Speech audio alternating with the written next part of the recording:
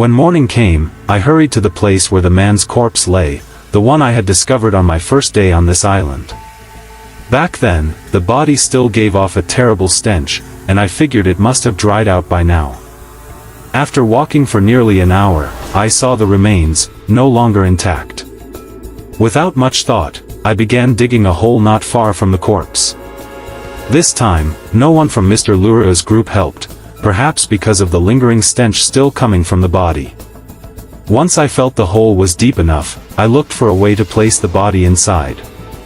I started by removing the leather jacket he was wearing, thinking it would be wrong to bury a part of another being with him, even just a piece of skin. With great effort, I lifted the human body that had turned black and dry, though it still emitted a foul smell. Once I finished dealing with it, I stuck a wooden stick as a marker and placed the leather jacket at its tip.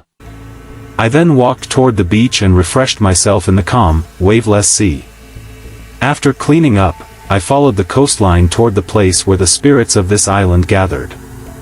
I paid close attention to every detail, even the supernatural phenomena. The spirits gathered in a thick area beneath a large tree.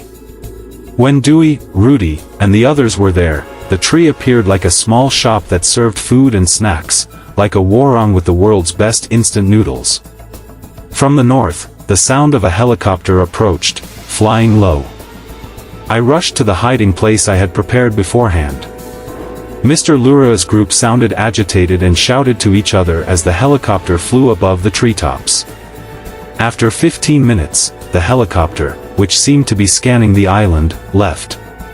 I figured no one else would come here for a while. I called Mr. Lura from the beach, and soon, the sound of rustling trees signaled the arrival of Melon and his group, some of whom I hadn't even met yet. Melon took my hand and led me into the forest while Coconut and a few others went off somewhere. In the forest, Mr. Lura was already waiting. Together, we walked to my hut. Inside, I saw Blura lying down weakly, clutching her stomach. Her body temperature was normal, but I wondered why she was so weak. Mr. Lura rubbed her stomach while grinning playfully. Not understanding, I joked that I was hungry, holding my stomach too. Mr. Lura looked annoyed by my joke, then approached Blura and revealed the truth to me. After thinking hard, I smiled and said, "Soon you'll be a father," while stroking Mr. Lura's head. Suddenly, my mind drifted back to my wife. I told Mr. Lura's wife's friend to let her give birth here and that I would guard them from outside with the others. I stepped out of the hut with tears on my cheeks, realizing I had been surviving on this island for nearly 2 months. Our baby might have been born by now. The last time I saw my wife was when I accompanied her to the midwife for a pregnancy checkup. Sadness came rushing in after the joy of becoming a father. Meanwhile, my problem with Alex faded into the background of my thoughts. A business partner and rival, Alex gradually took over all of my shares through various reasons, until only one company remained, one I had built with great difficulty until it grew significantly. I had refused Alex's intention to take over the company in a peaceful way. However, Alex remained persistent in getting what he wanted. That night, I was in a meeting with Alex, Mas Anga, and several of their trusted men at Mas Anga's office. After a brief confrontation with Alex, I excused myself to go to the restroom. There, someone suddenly threw a brown envelope. It seemed to contain documents. When I opened it, I found photos of me with my wife, along with several other pictures. On the last page, there was a message that read, "This is a warning and an opportunity." I immediately suspected it was a threat from Alex, but I didn't feel the slightest bit afraid. With emotions boiling inside me, I returned to the meeting room and kept my anger in check as I saw Mr. Ganawan among Alex and Masagung. After greeting Mr. Ganawan, I excused myself with the envelope in hand and calmly left as if everything was fine. Once I reached the elevator and stepped in, it suddenly stopped and the doors opened. Someone dressed similarly to me entered, and then I lost consciousness after feeling a hard blow to the back of my neck. When I regained consciousness, I was back on the island, pondering my next steps while sipping coconut water. I returned to the hut and saw Bulura, who had just given birth. Grateful to see her already holding the baby and breastfeeding, I congratulated Mr. Lura. That night, the island was dark, and heavy rain seemed imminent. In front of the hut, I made a small campfire. Mr. Lura's friends gathered around the fire for warmth. As we were roasting tubers for dinner, they suddenly screamed and ran off. Only I and a coconut remained behind me. A foul smell of rotting flesh immediately filled the air, sending chills down my spine as the flames flared up dangerously close to my face. I was startled when I saw the figure of a woman in a blood-red dress with her head nearly severed approaching. I gathered my courage and prayed. When I opened my eyes again, the terrifying figure had moved away. I thought I had control of the situation until I was startled by Dewey, who appeared behind me. Apparently, the ghost was afraid of Dewey. Dewey sternly told the ghost to reveal its true form. The ghost transformed into an old woman, older than Dewey, asking for help because her body was still drifting in the sea, and she wanted to be buried. Before I could respond, Rudy, Rita, Mr. Shola, and Mr. Mamet appeared at the scene. They reported that a ship had docked at the beach, possibly related to the ghostly woman. "How did you get here?" Rudy asked the figure they had just seen. "A murder victim. Her body is still in the sea and may soon reach this island," Dewey answered. "Now, let's go see who's arrived on this island," she added, walking away with Rudy until they both disappeared from my view. The ghostly woman also drifted away without a word. News about Mr. Soul and Mr. Mamet, who were always together, surfaced in their conversation with me. They asked me to bring a small part of their bones if I ever managed to leave the island. At first, the reason was simple, so I could hand over the bones to their families for burial. But after I urged them to explain further, Mr. Soul began to recount the misfortune that had befallen them. "I was just an unlucky driver picking up my boss from a hotel," said Mr. Soul in his thick Javanese accent. "Just as my boss got into the car, Miss Rena came knocking on the window. I was about to drive off, but the boss stopped me and asked me to open the door. After she got in, Miss Rena cried, demanding responsibility from the boss. I just sat silently, staring into the rearview mirror, when the boss said in a frighteningly firm voice, 'Did you hear all that, Mr. Soul?' My mistake was replying briefly, 'Yes, sir,' out of nervousness," said Mr. Soul. After I gave that answer, the boss asked to be taken to a warehouse by the sea. When we arrived, he got out and met several burly men. Eventually, Miss Rena and I were held captive for days. Then Mr. Mamet arrived with a bruised face and tied-up body. "They threw him in with us," he added. Curious about what Mr. Mamet's mistake was, I asked. Apparently, Mr. Mamet worked in the boss's office and had found out about the secret affair between the boss and Miss Rena. Mr. Soul laughed with Mr. Mamet, saying Mr. Mamet's fate was even worse than his own. Miss Rena revealed her true intention before asking us to bring their bones, to seek justice for what had happened to them. Their hope was that we could leave the island someday. Suddenly, Dewey appeared beside me and said we had to prepare because several people were already at the beach. "Tomorrow they will comb the island," added Rudy, who had returned. "We don't need to kill them," said Rudy. "Your job is to help us get off this island. Let the others take care of the rest." Dewey, with her eerie presence, made me shiver. After the conversation ended, Rudy told me to rest, while Dewey spoke to Mr. Lura, stroking his head gently. She said I should rest because the Dharma pack would signal if anyone came close. "This is the night we make our move," I said to Dewey. "The sooner we get out of here, the better." "I can't wait to take Enga down," Dewey added with a smirk. With the plan in place, I walked slowly toward my hiding spot near the beach. Meanwhile, Rudy, Dewey, Rena, Mr. Soul, and Mr. Mamet were assigned to lure the newcomers into the jungle. Dewey also brought Mr. Lura's pack along. Rudy transformed to look like me, then approached 5 people who were sitting around their campfire. Seeing Rudy, they immediately chased after him with weapons in hand. The people chasing Rudy fired several shots at him. After Rudy successfully led them deep into the jungle, I slowly walked toward the boat they had used to reach the island. After ensuring it had enough fuel, I started the engine and sailed it to the other side of the island. Once I was far enough from their location, I turned off the engine and dropped the anchor in shallow waters. I returned to the beach and entered the jungle. As I walked carefully, Mr. Mammoth suddenly appeared, startling me to the point I nearly screamed. "Sir, if you're going to show up, give a signal first." "Don't scare me like that," I said, a bit annoyed. "Tail code, bro," replied Mr. Mammoth with a grin. "You must have been a lottery player when you were alive," I joked. "But I never won," he replied with a blank face. "One of them is unconscious." "Strip him down, leave only his shirt and shorts," Mr. Mammoth instructed, making me smile. "Let your furry friend escort him. I'm going to help the others," he added before vanishing. Kentang and two of his companions came toward me, pulling my hand to follow them. After a short walk, I saw a man lying unconscious in the bushes.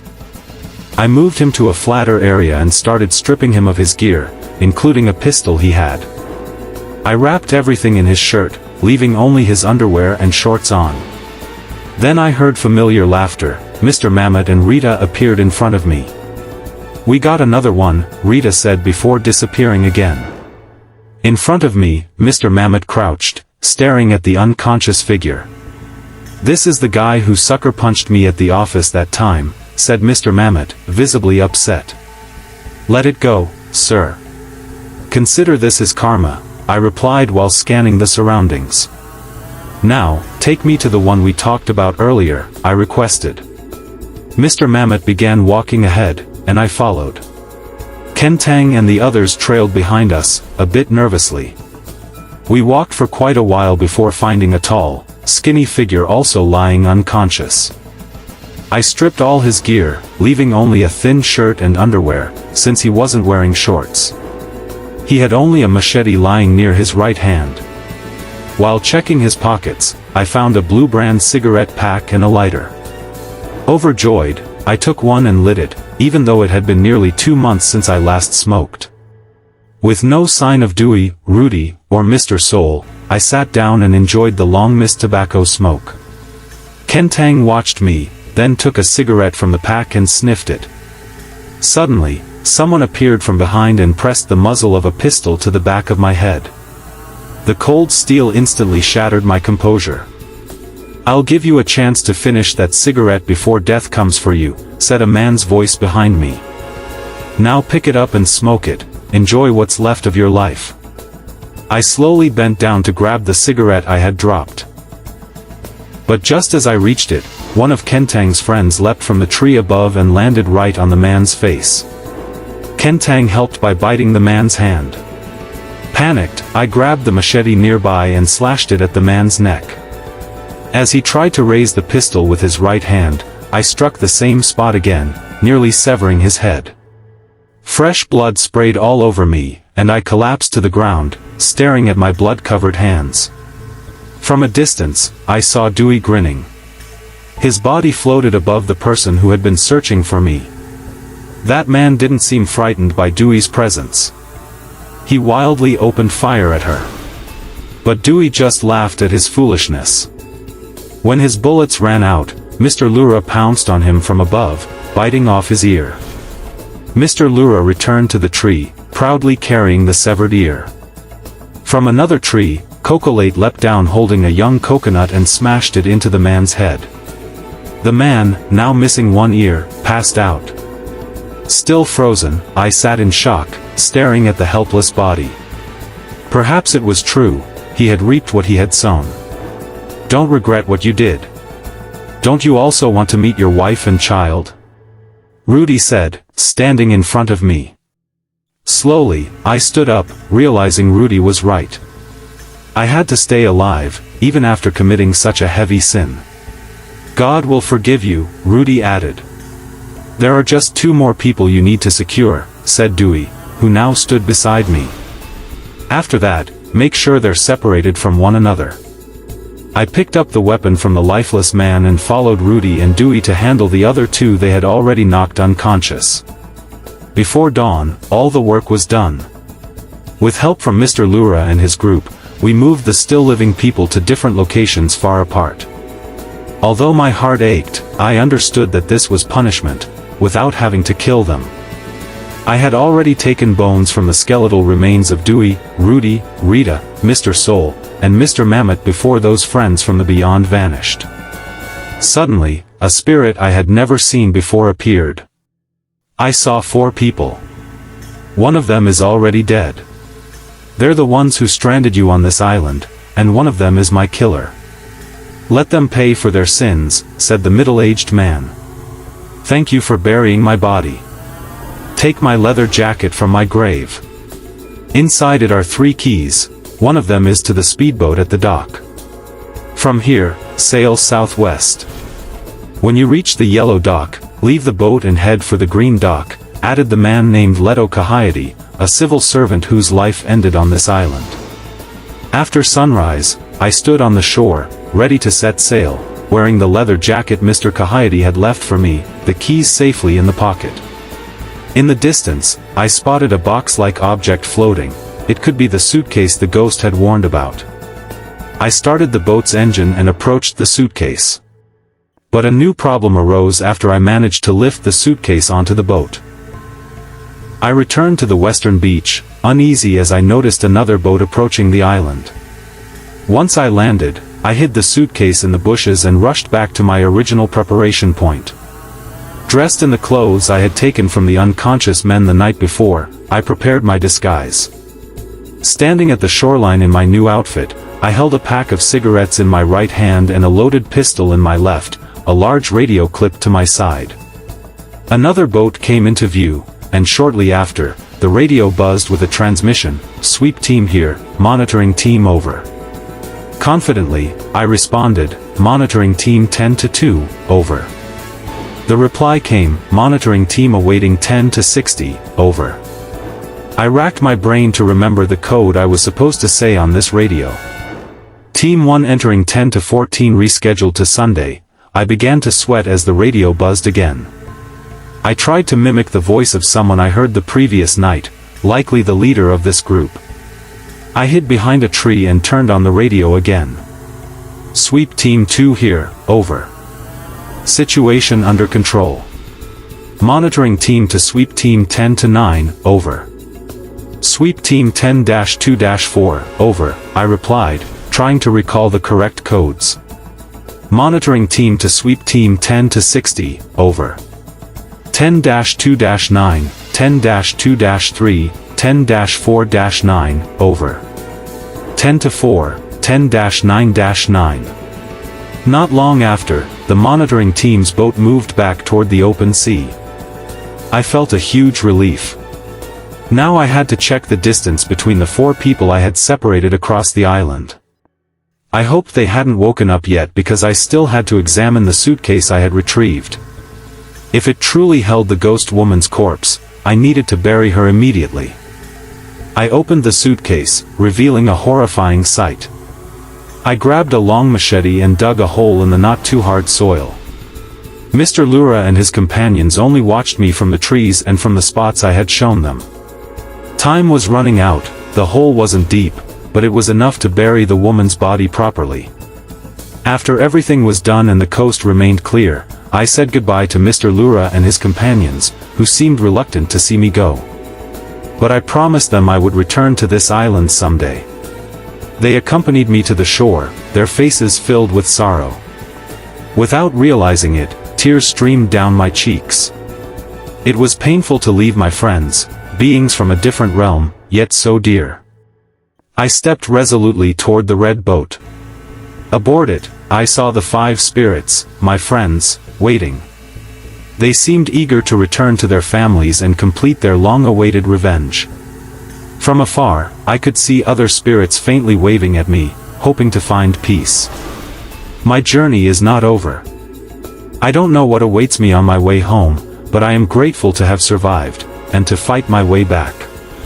The shadows have spoken, but not all has been revealed. Stay tuned for the next chapter, this story has just begun. If this tale stirred your curiosity, don't hesitate to like it. Leave your thoughts in the comments, and subscribe. Because every subscription is a door to the next story. Warm regards from Folklore_ID.